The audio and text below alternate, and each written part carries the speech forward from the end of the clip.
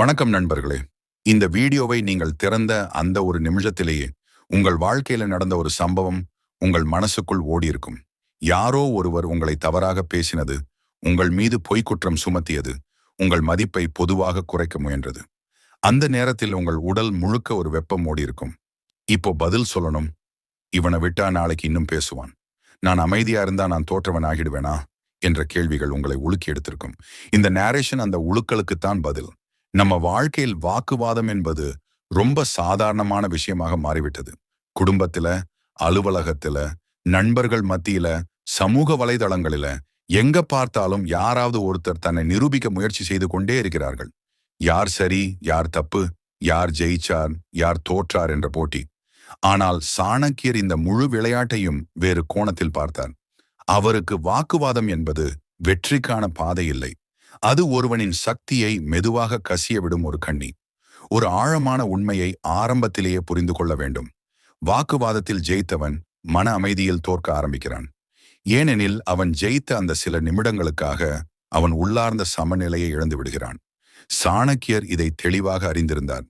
அதனாலதான் அவர் சொன்ன முக்கியமான உண்மை என்னவென்றால், உன்னை கோபப்பட வைக்கிறவன் உன்னை ஆள ஆரம்பித்து விட்டான் என்பதுதான்.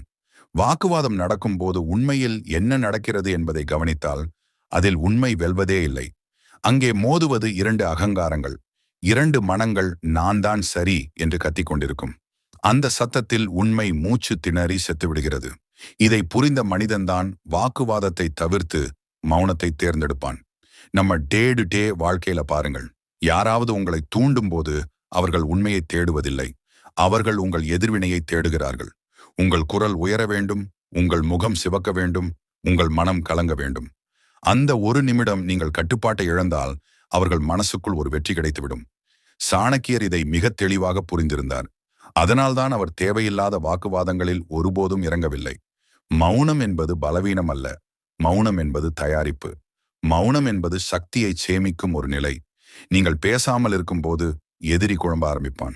இவன் ஏன் பேசவில்லை? இவன் பயந்து விட்டானா?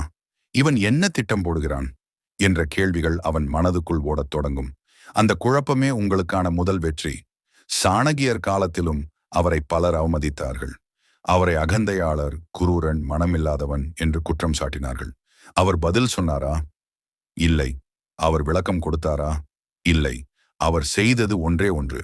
அமைதியாக கவனித்தார், அமைதியாக கணக்கிட்டார், சரியான தருணத்தில் செயல்பட்டார். அவர் புரிந்திருந்தார், பேசுவது எல்லாருக்கும் சாத்தியம். ஆனால் மௌனமாக இருந்து சரியான நேரத்தில் அடிப்பதுதான் கலை. வாக்குவாதத்தில் நீங்கள் ஜெயித்தால் நீங்கள் எதிரியை எச்சரிக்கிறீர்கள். அவன் உங்களை ஒரு ஆபத்தாக காண ஆரம்பிப்பான். ஆனால் நீங்கள் மௌனமாக இருந்தால் அவன் உங்களை அலட்சியம் செய்வான். அலட்சியப்படுத்தப்பட்ட மனிதன்தான் உண்மையில் ஆபத்தானவன். சாணக்கியர் இதையே வாழ்க்கை முழுக்க பயன்படுத்தினார்.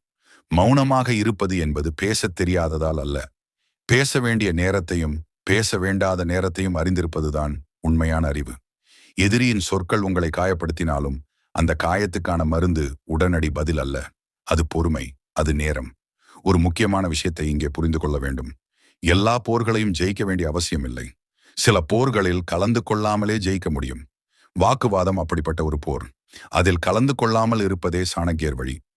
உங்களை யாராவது பொய்க்குற்றம் சுமத்தினால் உங்கள் மனசு உடனே பதில் சொல்லச் சொல்லும்.